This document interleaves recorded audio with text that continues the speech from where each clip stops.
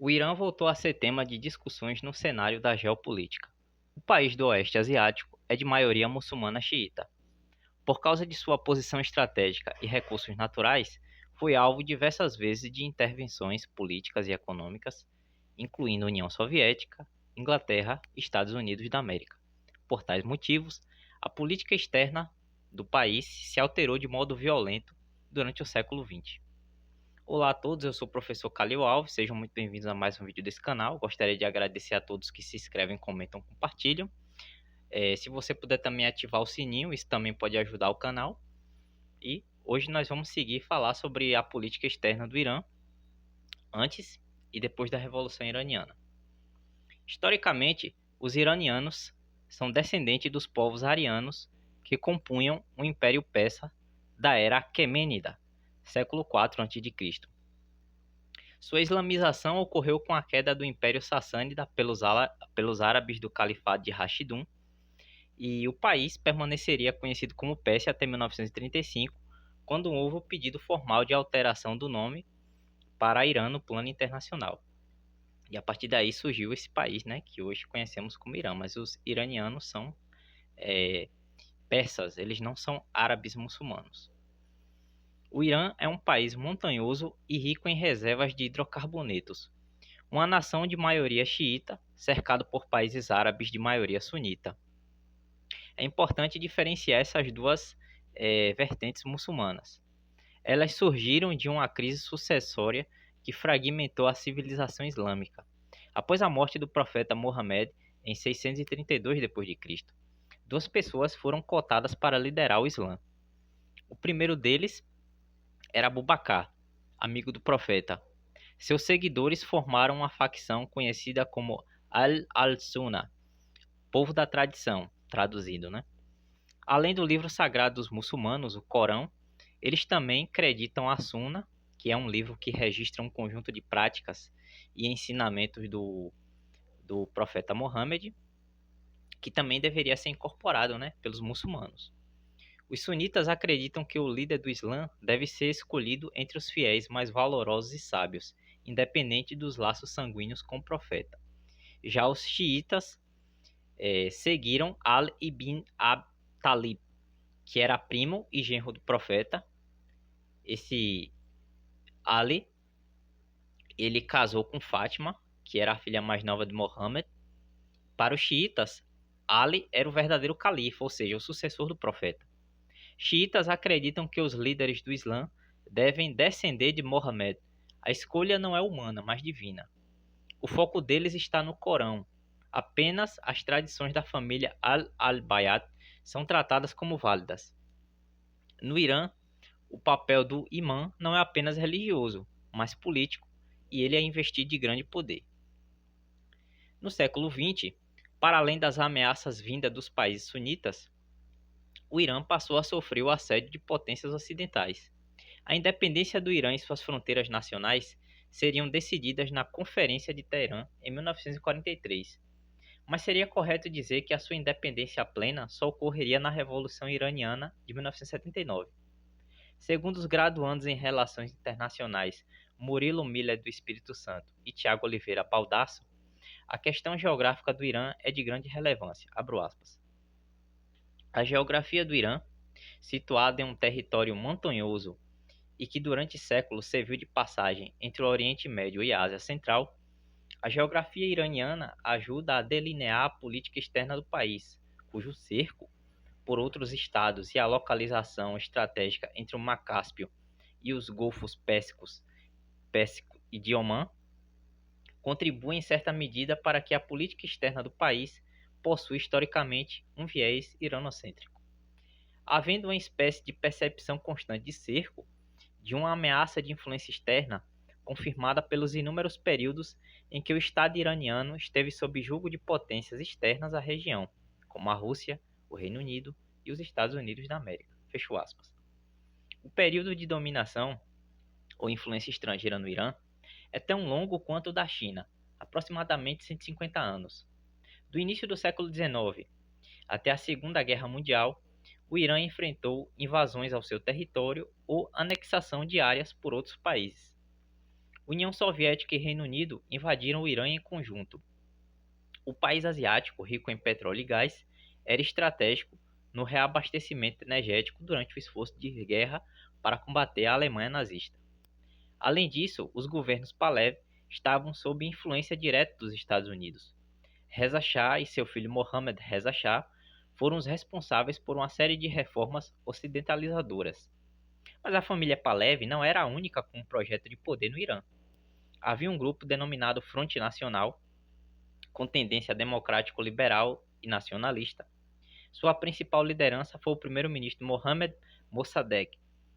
Em 1951, após ser eleito, uma das suas primeiras medidas foi nacionalizar a produção de petróleo e gás, setor energético em que o país se destacava, no Oeste Asiático.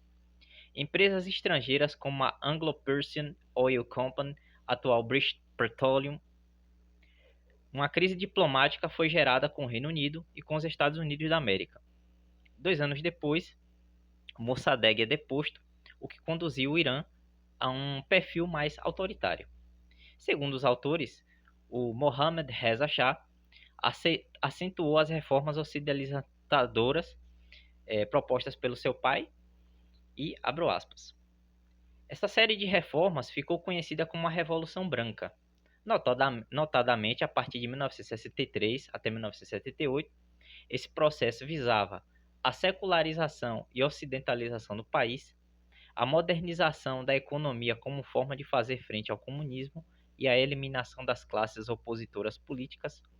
Grandes investimentos em educação e saúde foram feitos, bem como uma reforma agrária, nacionalizações de terras e empresas e medidas para amenizar as relações de classe no setor industrial.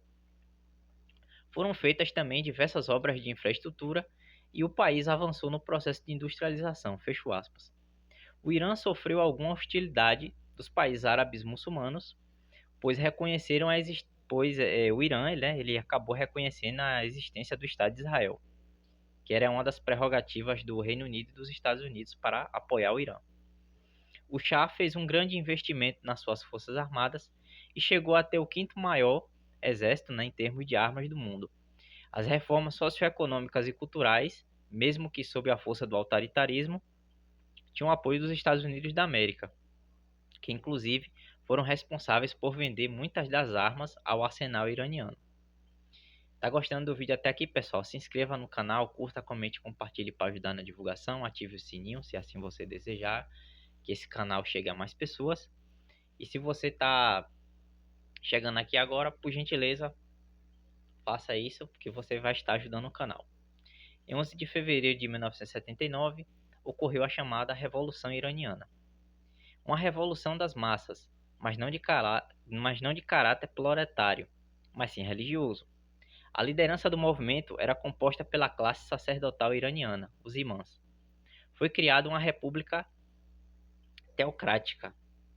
O surgimento desse novo regime de governo afetou drasticamente as relações políticas do Oeste Asiático. A ocidentalização, o autoritarismo, a busca por uma identidade nacional islâmica, o intervencionismo estrangeiro na economia e a reforma agrária que diminuiu o poder de muitos clérigos islamitas acabou estimulando uma insurgência islâmica dentro do Irã. Ruhollah Mossav Khomeini governou o Irã de 1979 até 1989. Ele foi o primeiro ayatolá do Irã. Seu perfil era antissecular, não alinhado e iranocêntrico.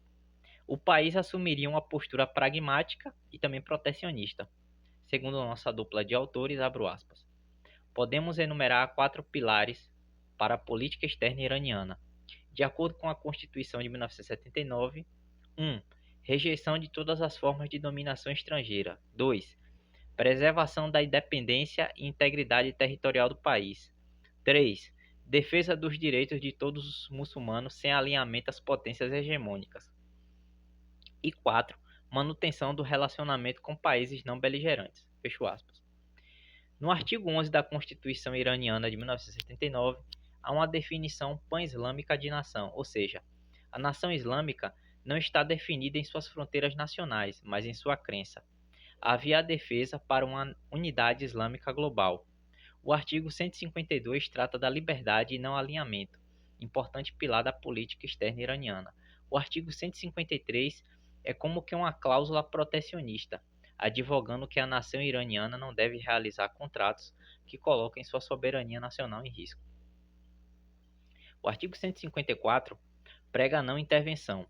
Esse artigo é contraditório, visto que o Irã não é um agente político neutro na Ásia. A revolução não deveria se limitar a um país. O Irã era a vanguarda na luta pela libertação dos povos islâmicos. Para efetivar essa política, o Irã deveria criar um clima hostil ao imperialismo dentro da Ásia e pelos países, né, de maioria islâmica.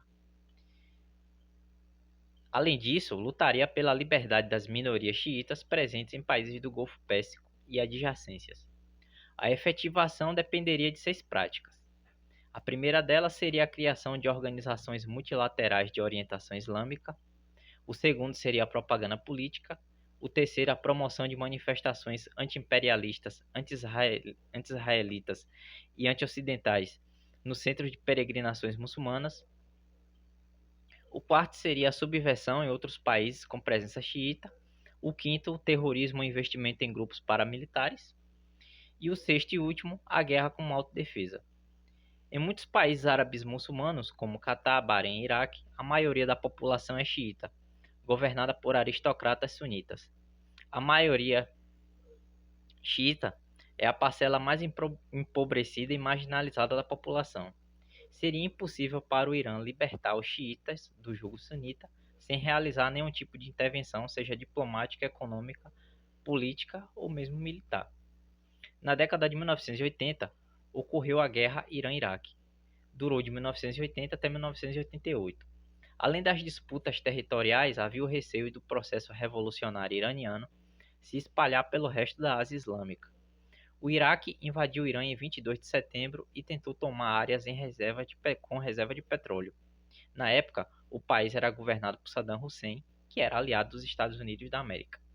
O Irã sofreu um isolamento pelo apoio estadunidense ao Iraque e repúdio dos países muçulmanos, né, em relação ao Irã. Segundo nossos internacionalistas, abro aspas, as conflituosas relações entre Washington e Teherã não significaram uma boa relação com Moscou, e o Irã nem considerava essa possibilidade. Os iranianos guardam um ressentimento histórico frente aos russos no que tange às expoliações territoriais e ocupações do século XIX, princípios arraigados na própria Constituição iraniana. Apesar do papel preponderante do Partido Comunista do Irã, o Tudeh, no processo revolucionário, seu relacionamento com o governo islâmico começou a se deteriorar no final de 1982, quando o Irã decidiu levar a guerra com o Iraque adiante contra a petição do Kremlin. No ano seguinte, após o vazamento de documentos que comprovavam a ligação entre o Tudeh e a União Soviética, líderes do partido foram presos e 18 diplomatas soviéticos foram expulsos do país. As relações bilaterais alcançaram seu mais baixo nível até então.